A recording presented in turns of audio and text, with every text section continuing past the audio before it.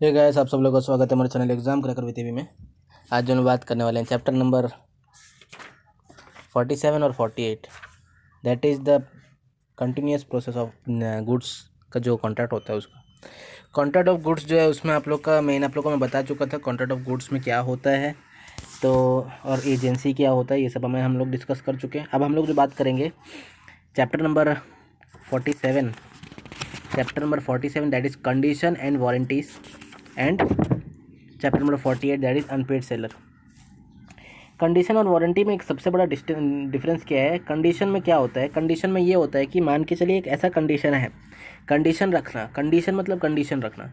Condition ये रखा गया है कि अगर कुछ भी ब्रीच होता है लॉ, मतलब कुछ भी लॉ अगर टूटता है, मतलब अगर मान के चलिए या फिर आपका बायर को नुकसान हुआ या फिर सेलर को नुकसान हुआ, किसी भी तरफ अगर नुकसान होता है तो पूरा का पूरा कॉन्ट्रैक्ट लॉस होगा, पूरा का पूरा कॉन्ट्रैक्ट ही कैंसिल हो जाएगा। ठीक है, पूरा का पूरा कॉन्ट्रैक्ट ही कैंसिल हो जाएगा।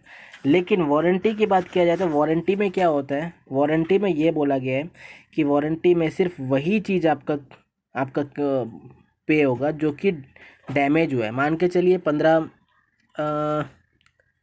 150 प्रोडक्ट दिया गया, 150 प्रोडक्ट के लिए वारंटी साइन हुआ दोनों के बीच में, और वारंटी साइन होने से मान के चलिए 40 प्रोडक्ट ख़राब हुआ, तो 40 प्रोडक्ट का जो भुगतान है वो मिल जाएगा आपको। लेकिन अगर ये कंडीशन ऐसा हुआ कि अगर एक भी प्रोडक्ट ख़राब हुआ, पूरा का पूरा कॉन्ट्रैक्ट कैंसिल होगा, पूरा गुड्स वापस होगा, प्राइस वापस होगा, तो उसको बोलते हैं कंडीशन। पूरा का पूरा कॉन्ट्रैक्ट कैंसिल करने को कंडीशन बोलते हैं, और कुछ गुड्स करने को आप लोग को वारंटी बोलते हैं। Warranty can be condition, condition can not be warranty, ये भी याद रखिएगा। Warranty can be a condition, condition can not be A warranty. मतलब वारंटी को आप कंडीशन मान सकते हैं लेकिन कंडीशन को वारंटी नहीं मान सकते। ठीक है, ये एक छोटा सा फैक्ट है। अब हम लोग जो है इसको क्वेश्चंस के तरीके से हम लोग करेंगे। तो फर्स्ट क्वेश्चन देखेंगे, इफ़ द स्टिपुलेशन, स्टिपुलेशन क्या होता है, रूल्स होता है, मतलब रूल्स, एक हार्ड एंड फास्ट रूल्स होते हैं। If the stipulation agreed, deal जो अग्रीड हुआ है टू बिटवीन द पार्टीज के बीच में, is essential to maintain the main purpose of contract. Main purpose of contract देखिए दोनों को एक साथ पढ़ेंगे। यहाँ पे क्या लिखा है, stipulation collateral to the main person of the contract, और यहाँ पे कोलेट्रल गायब है। ये दोनों ध्यान देंगे आप लोग, ठीक है, कोलेट्रल एंड यहाँ पे कोलेट्रल गायब है।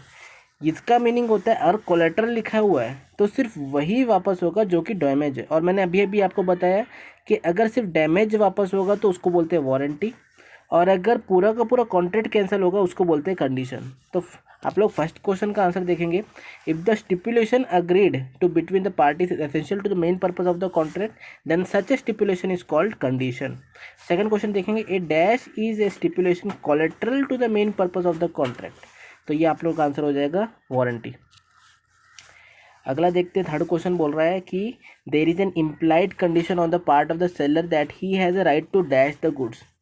Implied condition, implied condition is nothing but condition. Implied condition जो होता है, सेलर के पास एक राइट होता है क्या करने के लिए, गुड्स को सेल करने के लिए, गुड्स को सेल करने के लिए राइट होता है एक सेलर के पास। ठीक है, क्लियर है। अगला है, if the sale of goods is by dash there is the implied condition that the goods shall be correspond with the description.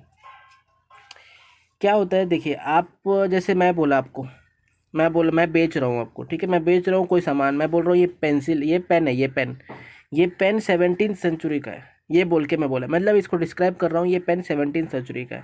आपने देखा, हाँ ये 17th सेंचुरी का पेन ही मेरे को चाहिए था, तो आपने खरीद के लेके चले गए। लेकिन आपको आपको कहीं आपने चेक करवाया कि ये 17th सेंचुरी का है कि नहीं, फिर आपको पता चला this is not the 17th century, तो क्या होगा, इम्प्लाइड कंडीशन के हिसाब से आप इस पेन के बदले आप वापस से जो सेलर है मतलब मेरे से पैसा वापस ले सकते हैं एंड इसको वापस कर सकते हैं।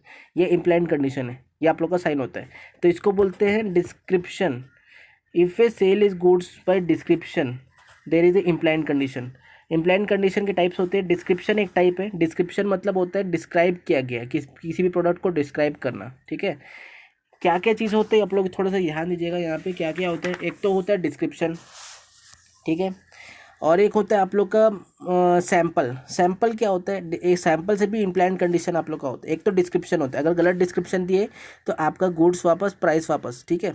अगर सैंपल गलत हुआ मतलब आपने क्या हुआ, सैंपल दिया मतलब मैंने आपको बेच रहा है, ठीक है, आपको बेच रहा हूँ, ठीक है। तो एक आपको मैं पेंसिल दिखाया, उसका लेंथ, वेट सब कुछ चेक करवाया, सैंपल आपको एकदम सही लगा, लेकिन मैं आपको जो बंच में दिया वो पेंसिल्स, लेकिन उसमें कुछ जो है, उसमें कुछ जो है सैंपल के अकॉर्डिंग नहीं है, तो ये भी इम्प्लाइंट कंडीशन के अकॉर्डिंग आप लोग इसको भी पूरा का पूरा कॉन्ट्रैक्ट को कैंसिल कर सकते हैं। और इसको बोलते हैं इम्प्लाइंट कंडीशन सैंपल। सैंपल के थ्रू आप लोग का इम्प्लाइंट कंडीशन है। और अगर डिस्क्रिप्शन की बात किया जाए तो क्वेश्चन नंबर 4 का आंसर होगा डिस्क्रिप्शन में डिस्क्राइब किया जाएगा, ठीक है।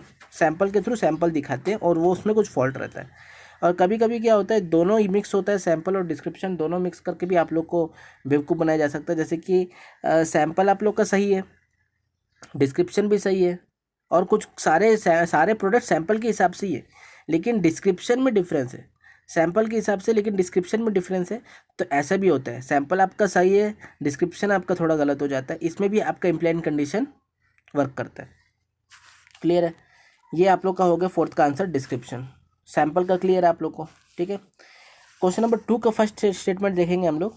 इन every contract of sale it is implied that the seller has got the right to sell the goods. Clear है, कॉन्ट्रैक्ट ऑफ सेल होता क्या है, सेलर को सेल करने के लिए गुड्स का राइट होता है। नेक्स्ट है, an implied warranty is an quality of or fitness for a particular purpose may be annexed by the usage of trade. ये बहुत इंपॉर्टेंट चीज़ समझने को मिला है आपको, ठीक है। ये बोल रहे हैं कि क्वालिटी और फिटनेस इसकी गारंटी सेलर नहीं लेता। क्वालिटी और फिटनेस का गारंटी सेलर नहीं लेता है, ठीक है। आप लोग का अगर क्वालिटी और फिटनेस गलत है, क्वालिटी गलत है, उसका फिटनेस गलत है, मतलब उसका क्वालिटी गलत है कोई भी प्रोडक्ट का, तो उसके लिए सेलर रिस्पॉन्सिबल नहीं है, बायर रिस्पॉन्सिबल है। बायर को ध्यान देना है, कभी भी आपके कोई भी सामान ले रहे हैं तो चौकन्ना होकर देखना है, वार्निंग है आपका। ये वार्निंग का एक नाम होता है, इस चैप्टर में आप लोग एक वार्निंग का नाम देखेंगे, कविट एम्पटर। कविट एम्पटर ये टर्म है, कविट एम्पटर। कविट मतलब होता है वार्निंग, कॉशन। कविट एम्पटर मतलब क्या होता है, इसमें ये बोला गया है कि कोई भी बायर है उसको सेलर से प्रोडक्ट्स लेते समय चौकन्ना होना है, देखना है कि क्या प्रोडक्ट्स मिल रहे हैं, प्रोडक्ट सही है कि नहीं है। इतने सारे प्रोडक्ट लेके जा रहा हूँ, कुछ गलत हुआ तो दिक्कत हो जाएगा। तो अगर क्वालिटी और फिटनेस की बात किया जाए, औरली अगर बात किया जाए, तो वो ये मैटर नहीं करेगा आपका, ये सेलर का रिस्पॉन्सिबिलिटी नहीं है, ये बायर का रिस्पॉन्सिबिलिटी है। तो ये जो है आप लोग का ये स्टेटमेंट दर्शा रहा है, ठीक है। तो ये आप लोग का ट्रू हो जाएगा, सेकंड स्टेटमेंट ट्रू हो जाएगा, फर्स्ट स्टेटमेंट भी आप लोग का ट्रू हो जाएगा। ये तो कंप्लीट होता है आप लोग का कंडीशन एंड वारंटी। कुछ नहीं है, आप लोग को ये याद रखना है कंडीशन क्या होता है, वारंटी क्या होता है, और किस चीज़ में आप लोग का कंडीशन अप्लाई होता है। सैंपल में होता है, डिस्क्रिप्शन में होता है, और कभी कभी सैंपल और डिस्क्रिप्शन दोनों में होता है। अगला बात करते हैं, बहुत इंपॉर्टेंट चैप्टर है, that is chapter of unpaid seller. Unpaid seller, आपको अनपेड से समझ में आ रहा है, पेड नहीं हुआ है। अनपेड से समझ में आ रहा है, पेड नहीं हुआ है। सेलर मतलब जो बेच रहा है, मतलब मैं अनपेड हूँ, मतलब मुझे पेड नहीं किया है बायर ने। बायर ने मेरे से गुड्स लिया और मेरे को पे नहीं किया, इसको बोलते हैं अनपेड सेलर। मतलब मैं अपने आप को अनपेड सेलर मान सकता हूँ अगर मैंने गुड्स डिलीवर कर दिया, बट बायर ने मुझे पे नहीं किया है, that is unpaid seller. Unpaid seller में क्या होता है, अनपेड सेलर में आप लोग का एक तो होता है पैसा नहीं दिया, एक और क्या होता है, मान के चलिए बायर ने चेक दिया, चेक दिया, मान के चले आपका 5 लाख का चेक दे दिया, 5 लाख का चेक दे दिया, 5 लाख का गुड्स उसको दे रहे हैं हम लोग, 5 लाख का चेक दे दिया, कंप्लीट हुआ प्रोसेस, कंप्लीट हुआ।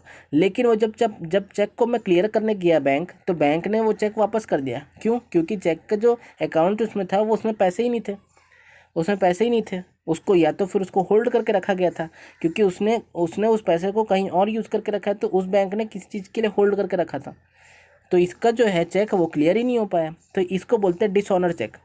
डिसऑनर चेक जो है अगर ये दिया है तो this is also comes under the unpaid seller, ठीक है, अनपेड सेलर के अंदर आता है। एक चीज़ और क्या होता है, देखिए क्या होता है, मान के चलिए मैं सेलर हूँ, आप बायर हैं, हम दोनों के बीच में एक कैरियर भी होता है। कैरियर क्या होता है, कैरियर वो चीज़ होता है जिसको मैं थर्ड बीच का पार्टी है, मतलब मैंने बीच के कैरियर को बोला कि भाई इस गुड्स को बायर तक पहुंचा देना, तो कैरियर को हम लोग को लगा कि हाँ वो पे नहीं कर पा रहा, तो हम कैरियर को बोल देंगे stoppage of transit. Stoppage of transit क्या होता है, आपका जो ट्रांजिशन है उसको स्टॉप करवाना, मतलब कैरियर को बोल दिया कि भाई रोक दे, वहीं रोक दे गाड़ी को, और कोई आपको डिलीवरी करने का ज़रूरत नहीं है। इस कंडीशन में क्या हो सकता है, इस कंडीशन में आपका एक तो होता है लीन, मतलब होल्ड कर देना। स्टॉपेज ऑफ ट्रांजिट मतलब ट्रांजिशन को रोक देना, ठीक है। रीसेल डिलीवरी मतलब जो प्रोडक्ट्स है उसको रीसेल करना। विथ होल्ड ऑफ ट्रांजिट मतलब ट्रांजिशन को रोकना, ठीक है। एंड स्टॉपेज मतलब नॉर्मल स्टॉपेज, ठीक है। ये चीज़ होता है। अब इसमें कुछ कुछ कंडीशन है कि आपका जो होल्ड कर रहे हो, लीन कर रहे हो, उसकी कुछ कंडीशन है। अगर आपका पोजीशन है सेलर से बायर के पास चले गया, अगर सुनिए ध्यान से सुनेंगे ना आप, अगर position of goods, title of goods अगर सेलर से बायर के पास चले गया, तो सेलर के पास कोई अथॉरिटी नहीं रहता लीन करने का। लीन करने का अथॉरिटी सिर्फ तब तक रहता है जब तक पोजीशन सेलर के पास है। ये आपको याद रखना है, ठीक है।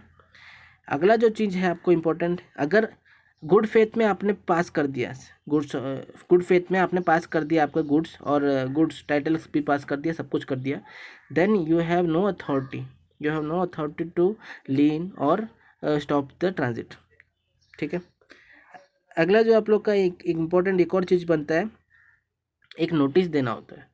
एक नोटिस देना होता है बायर को सेलर के द्वारा। अगर वो नोटिस नहीं दिया तो रीसेल का पूरा प्रॉफिट किसको मिलेगा, बायर को मिलेगा। अगर नोटिस नहीं दिया तो पूरा रीसेल का प्रॉफिट बायर को मिलेगा, और अगर नोटिस दिए तो it will be the profit of seller, no profit for the buyer, ठीक है। अब क्वेश्चन में आ जाते हैं, क्वेश्चन में और क्लियर होगा। फर्स्ट क्वेश्चन देखेंगे, the seller of goods is deemed to be unpaid seller when the dash has not been paid. अगर अनपेड सेलर कब होंगे, जब तक प्राइस नहीं मिलेगा, तो फर्स्ट का आंसर प्राइस हो जाएगा। सेकंड देखेंगे, there is no dash as to quality or fitness of goods for any purpose. Implied condition apply नहीं होता फिटनेस और क्वालिटी के लिए। मैंने अभी भी आपको पिछले चैप्टर में बताया, इम्प्लाइड कंडीशन अप्लाई नहीं होता है क्वालिटी और फिटनेस के लिए। अगर आपने ठीक से चौकन्ना होकर नहीं देखा तो बाद में क्वालिटी ख़राब है, ये ख़राब है, वो ख़राब है बोल के आप उसको कैंसिल नहीं कर सकते, और डैमेज के लिए चीज़ों को आप वापस नहीं मांग सकते। तो ये क्या हो जाएगा, इम्प्लाइड कंडीशन हो जाएगा। थर्ड का आंसर देखेंगे, when the dash is in position of goods a lien can be exercised. Lien कब एक्सरसाइज हो सकता है, जब सेलर के पास पोजीशन हो। मैंने अभी भी बताया, सेलर के पास पोजीशन है तो लीन अप्लाई हो सकता है, विथ होल्ड कर सकता है चीज़ों को। लेकिन अगर पोजीशन बायर के पास चले गया, then there is no authority for the seller. Next है आप लोग का, dash is terminated when the buyer gets the position of the goods. जब बायर के पास पोजीशन चले गया तो क्या टर्मिनेट हो जाता है, लीन टर्मिनेट हो जाता है। लीन जो है टर्मिनेट हो जाता है जब बायर के पास पोजीशन चले जाता है। नेक्स्ट आप लोग का ट्रू फॉल्स है, when property in the goods has not passed to the buyer and the buyer becomes the insolvent before the price is paid, the seller can withhold the delivery of goods। Buyer के पास goods नहीं गया और buyer जो है insolvent हो गया। अब ये इंसॉल्वेंट क्या है, इंसॉल्वेंट मतलब बैंकरप्ट, मतलब ख़त्म, उसका पूरा बर्बाद हो चुका है, बायर बर्बाद हो चुका है, लेकिन गुड्स नहीं पहुंचा अभी तक, गुड्स जो है बायर तक नहीं पहुंचा। तो जो है सेलर विथहोल्ड कर सकता है या नहीं कर सकता, विथहोल्ड कर सकता है डिलीवरी ऑफ गुड्स को, सिंपल सी बात है। तो सही है होगा। Last and the second question का सेकंड बिट, जो कि लास्ट क्वेश्चन है आपका इस चैप्टर का, a seller who has accepted a negotiable security of as an absolute payment is no longer an unpaid seller. अगर ऐसा नेगोशिएबल सिक्योरिटी चेक या फिर कुछ भी मिल रहा है जो कि आप लोग का एब्सोल्यूट पेमेंट है, मतलब सही से पेमेंट हो रहा है, तो आपको क्या वो अनपेड सेलर के अंदर आएगा। अगर चेक दे रहे हैं एब्सोल्यूट पेमेंट वाला, तो आपको क्या वो अनपेड सेलर में आएगा, नहीं आएगा। और इसमें यही बोल रहा है नहीं आएगा, तो ये एकदम सही स्टेटमेंट है। तो first and second both are the true statements. तो ये आप लोगों का कंप्लीट होता है यहाँ पे chapter number 47 and 48, that is unpaid seller and condition and warranty. अगले से हम लोग स्टार्ट करेंगे, दैट इज़ पार्टनरशिप। बहुत अच्छा टॉपिक है। मिलते हैं नेक्स्ट वीडियो में, तब तक के लिए पढ़ते रहिए।